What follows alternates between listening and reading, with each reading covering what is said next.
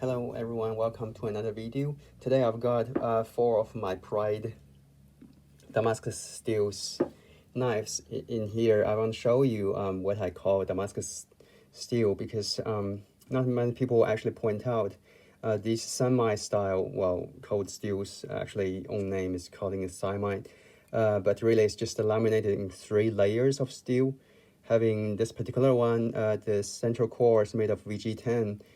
I believe this is actually the most basic form of a Damascus steel because you can see the harmon or you can see the layer being here is actually, that's the signature look of Damascus steel.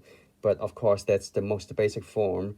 Similarly, the Spyderco one here, this one has the instead of VG10, it has the CDP189 and in the central core. And again, this is the only 3 layers. And it has the signature Damascus steel pattern, which is just 1 line here. That's also Damascus steel, but of course no one really talked about that.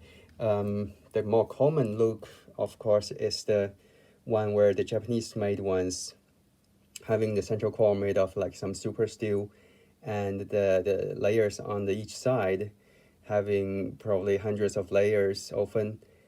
These ones get a little bit quite more expensive, depends on the maker and also the central core material. This particular one has the SG2 steel, which makes the performance of the knife very well.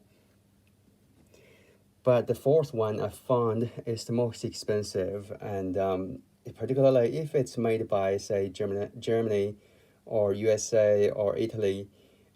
Typically the sort of difference between this one and the other 3 is that this is not actually a sandwich layer. This is just using 2 different steels and twisting and turn, creating patterns, and there is no definitive layer in the center, unlike the other 3.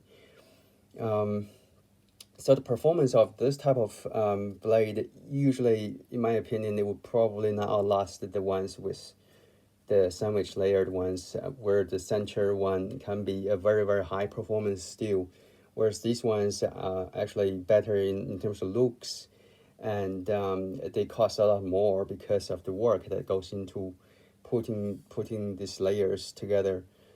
So basically, if you were to buy something like that's made Spyderco, such European plants or Benchmade has a few limited series which using like Devon Thomas Damascus steel, those things cost typically $400 US or above.